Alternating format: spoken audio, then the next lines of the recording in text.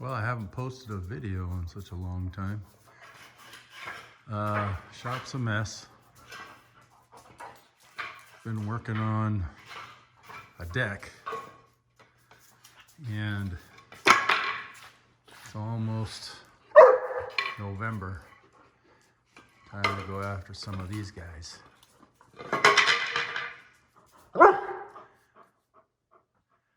Anyway, what do you want, Max? That's Max, the shop. And this is Pebbles. She's the quintessential bird dog. And he's a shepherd. He's a good shepherd. He's not the good shepherd, but a good shepherd. Right, Max? You want me to throw the stick? Okay. There you go. He loves to fetch the stick. Anyway, so I built a new hunting rifle, and I hope to put some pictures of it up, but this is what I've been doing these past few weeks. Let's see, let's open the door here.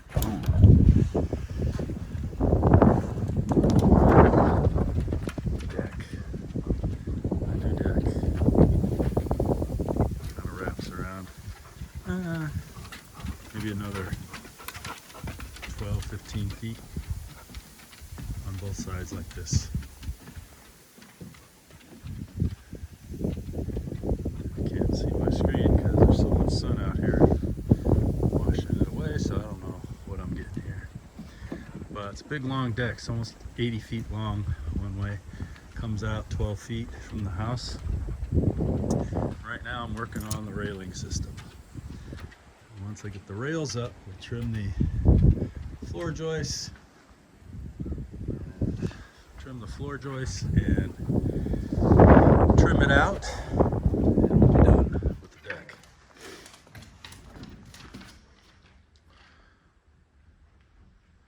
Haven't gotten very far on the main room.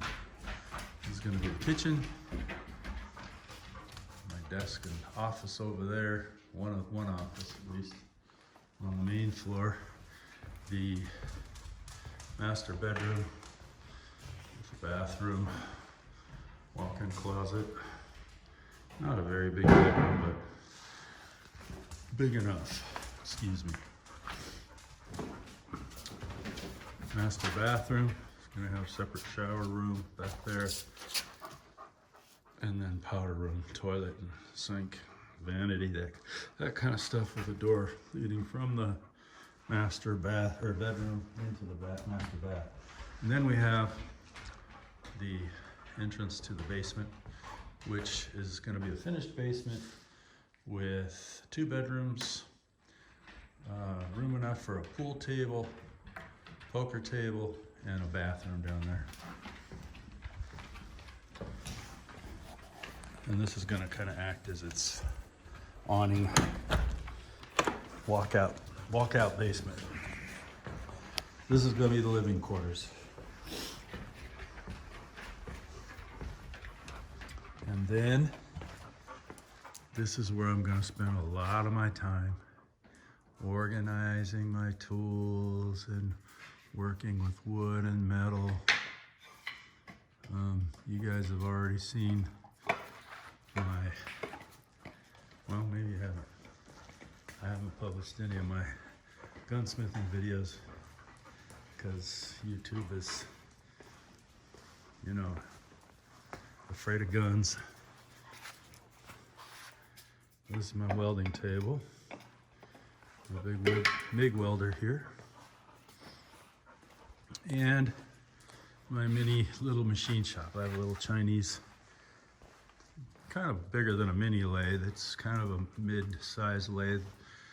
It has a mill head that's not very utilitarian because it doesn't go up very high. I have to design some sort of an extension for it so I can get it up higher so I have more throw, and I'll be able to use that for minor milling operations. But right now I'm just kind of using the lathe, and that's the table I welded up for it and the wooden tabletop I made for it.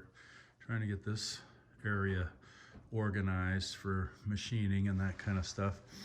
All the walls need to be covered in here. I'm going to use T111 siding, I think 8 feet high, and then above that I'll probably put some drywall or something similar.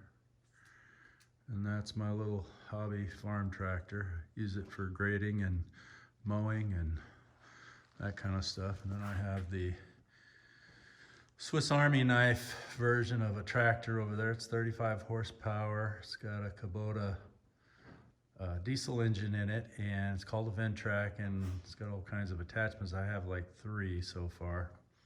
I've got a seeder, I have a bush hog or brush mower, and a finish mower for it. I bought it on eBay used, something like that new, over $40,000. I got a deal. And then over here,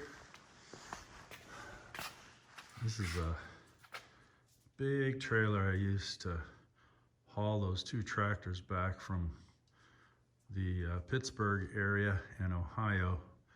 I had to go pick them up. It was worth it. It's pulling something like 15,000 pounds.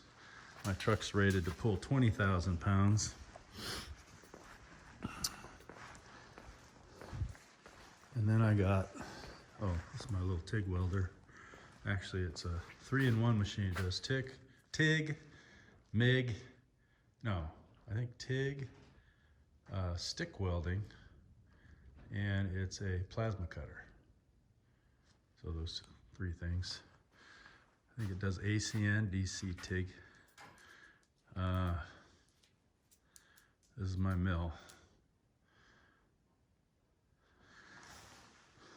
So my farm is 215 acres. I got a lot of timber, and I'm gonna hopefully cut my own boards.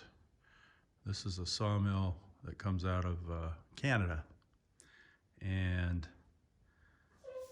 it comes in parts. You have to put it together. So that's a project, 2-day project in and of itself. You better have some sort of a winch to put this thing together because parts of it are heavy. And it's almost like building a little roadster, but I got it together, it works. I'm gonna start cutting wood. And then I'll be able to use, let's see. Oh, my shop bathroom. We kind of did it up really fancy, practice for the inside of the house, but this is gonna be a plain old shop bathroom. Big laundry type sink with a soap dispenser. I'm gonna put a mirror up above that. I'm working on trimming out the tile, and my wife bought the wrong size. Actually, this is for the bathtub downstairs. We're gonna repurpose it and then get a taller glass enclosure for the shower. And this was my wife's design. Her and I built it. Came out pretty nice. Built it around this bathroom window. It's all plumbed and working. Just need to put the finishing touches on it.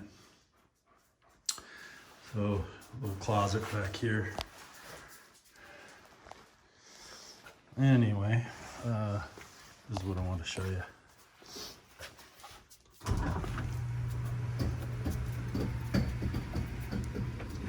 Just outside with the dogs. We took the dogs for a walk and tried to wear them out a little bit because I got to go back home to a small house. I get that thing right there is a wood burning furnace, and it takes between 5 to 6 to possibly 7 cords of wood per season to keep this building warm. Fill it with wood. There's circulating water in there that heats up, so it's like a boiler. Of course, the fuel is just wood that we find laying all over the place here. Dead wood I cut up. And then this is all my fishing poles are sitting here because the place is a mess, but this is the in-floor heating system my wife and I put together to utilize that hot water coming from the boiler. All these hoses go under the concrete slab and form these little circuits, and I think there's something like 22 just for the shop. These hoses are all running through this concrete floor, which is 8 inches thick. So a lot of thermal mass. Once this thing gets hot, it stays warm for a long time and heats this area pretty evenly. Makes it comfortable in here in wintertime.